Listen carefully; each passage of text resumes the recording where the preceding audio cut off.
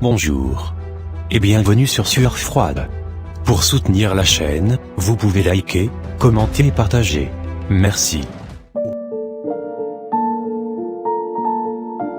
Aujourd'hui nous allons suivre une affaire, qui parle de la vie de Chisako Kakui.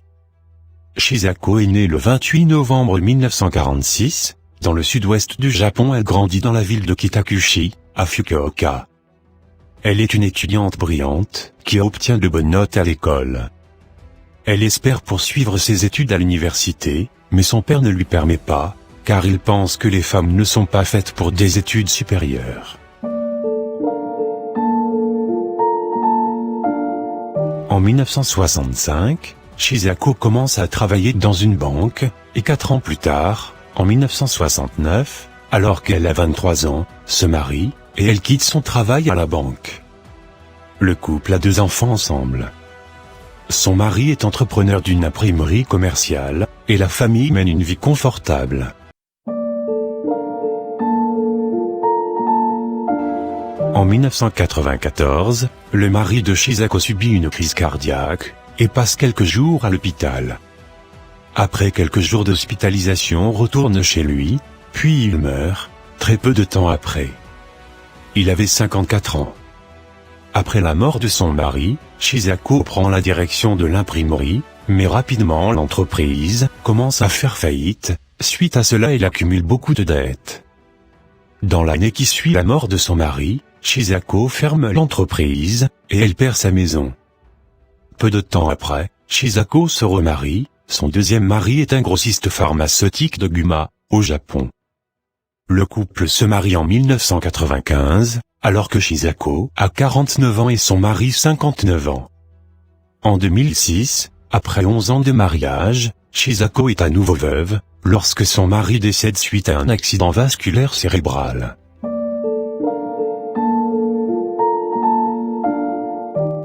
En 2007, Chisako, 61 ans, se fiance à nouveau avec Toshiaki Suiro, âgé de 78 ans. Un soir, après avoir dîné dans un restaurant, Toshiaki s'effondre en pleine rue. Il est transporté d'urgence à l'hôpital, où il reste sous assistance respiratoire jusqu'en 2009. Après avoir récupéré, il décède plus tard d'un cancer. Alors que Toshiaki est sous assistance respiratoire à l'hôpital, Chisako rencontre et épouse son troisième mari. Celui-ci meurt d'une crise cardiaque 3 mois plus tard.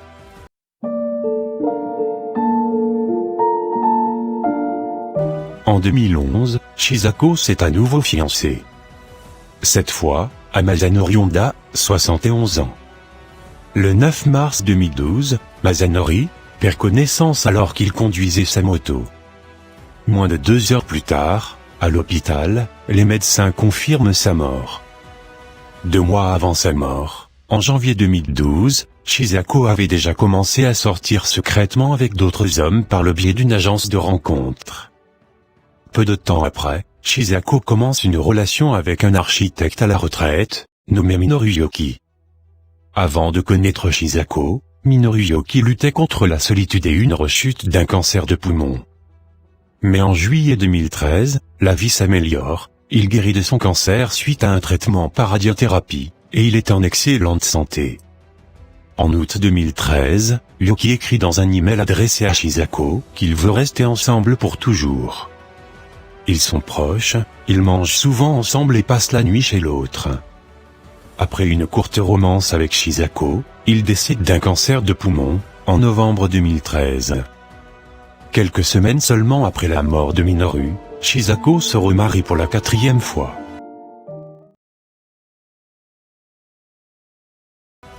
Son mari est un vendeur à la retraite, de 75 ans, du nom d'Isaya Kikui, qu'elle a rencontré grâce à une agence de rencontres.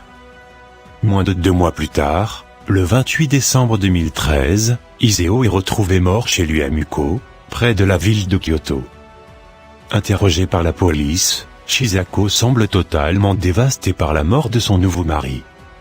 Et l'affaire aurait été close, s'il n'y avait pas eu un détective déterminé, qui savait combien de fois Chisako avait perdu un mari ou un partenaire. Une autopsie est pratiquée sur Iseo.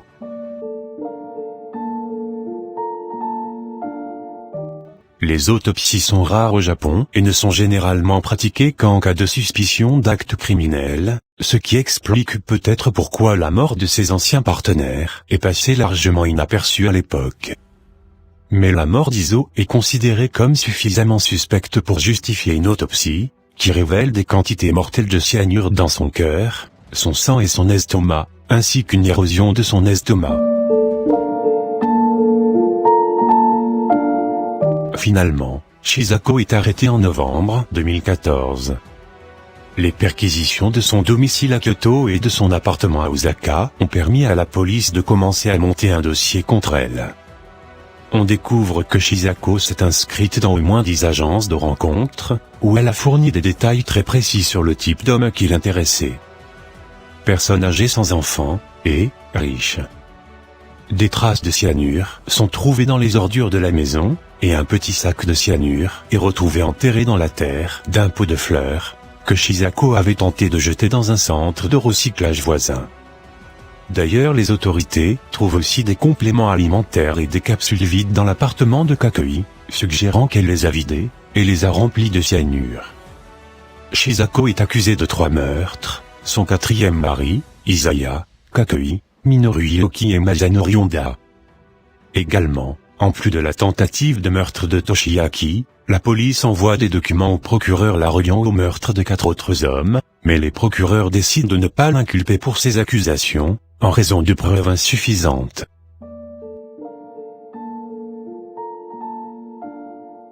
L'affaire est jugée en 2017, et attire beaucoup l'attention de la presse. Elle captive le Japon, et met en évidence les dangers et les escroqueries amoureuses, qui guettent en ligne, les célibataires âgés et vulnérables.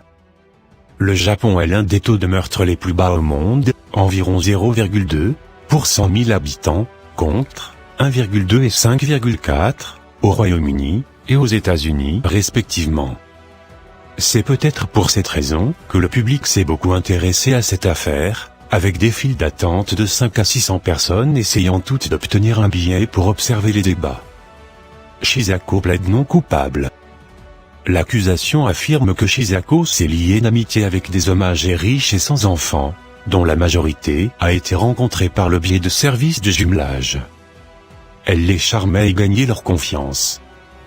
Dès qu'elle le pouvait, elle s'assurait d'en devenir la bénéficiaire dans leur testament, et souscrirait également d'importantes polices d'assurance vie. Une fois tout cela mis en place, elle les empoisonnait, en leur donnant des compléments alimentaires, qu'elle les mélangeait avec du cyanure. Immédiatement après leur mort, elle entamait le processus d'héritage de leurs biens. On estime qu'elle a reçu environ 10 millions de dollars. La majorité a été gaspillée sur de mauvais investissements et des échanges infructueux. La défense a fait valoir qu'il y a très peu d'épreuves à l'appui des affirmations de l'accusation. Ils ont dit qu'il n'y a aucune preuve quant à la façon dont Chisako a obtenu le cyanure, bien que celui-ci ait été utilisé dans l'imprimerie qu'elle dirigeait après la mort de son premier mari. La défense affirme que rien ne prouve qu'elle était avec les hommes au moment ou juste avant qu'ils ne s'effondrent, et qu'il y a donc d'autres personnes qui auraient pu commettre les crimes. Également, la défense déclare que le cyanure n'a pas été trouvé dans 2 des 4 victimes, et qu'en tant que tel, les hommes auraient pu mourir de maladie ou se sont suicidés. Cependant, l'accusation apporte le témoignage des secours, qui ont soigné les hommes qui indiquent qu'ils ont été empoisonnés. Au cours du procès, Chisako change son témoignage plusieurs fois et à un moment donné admet au procureur qu'elle a assassiné son 4e mari, Isaya Kakei, déclarant qu'elle a voulu le tuer par haine profonde, car il a donné de l'argent à d'autres femmes, mais n'a pas été généreux avec elle. Elle déclare « J'ai tué mon mari, je n'ai aucune intention de cacher ma culpabilité, je vais en rire et mourir si je suis condamné à mort demain. » Cependant, 2 jours plus tard, elle affirme qu'elle n'a aucun souvenir d'avoir fait ses aveux, et ses avocats déclarent qu'elle souffre de démence et qu'elle ne peut pas être condamnée en raison d'une responsabilité atténuée. Des évaluations psychiatriques montrent qu'au moment du procès, elle souffre d'une démence légère, mais elle n'en a montré aucun signe au moment des meurtres. La juge présidente, Ayako Nakagawa, déclare qu'elle est pleinement consciente de ce qu'elle a fait. son état de démence était léger et cela n'entraverait pas sa capacité à assumer la responsabilité de ses crimes. Chisako a continué à protester son innocence.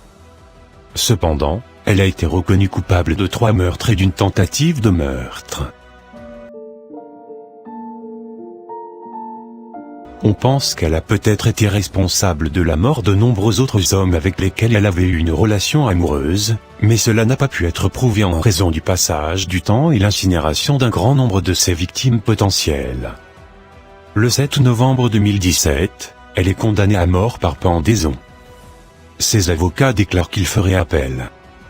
En juin 2021, la Cour suprême du Japon rejette son appel final, déclarant que ces crimes impitoyables sont basés sur une intention forte et meurtrière. On ne sait pas quand l'exécution de Chisako aura lieu, car les condamnés à mort au Japon sont informés de leur exécution que quelques heures avant leurs exécutions. Les 4 hommes vivaient dans des villes différentes, occupaient des emplois différents et n'avaient aucun lien les uns avec les autres, à une exception près, ils avaient tous des économies et des actifs considérables. Ceux-ci, combinés à leur âge tardif et à leur statut de célibataire, en faisaient des cibles parfaites.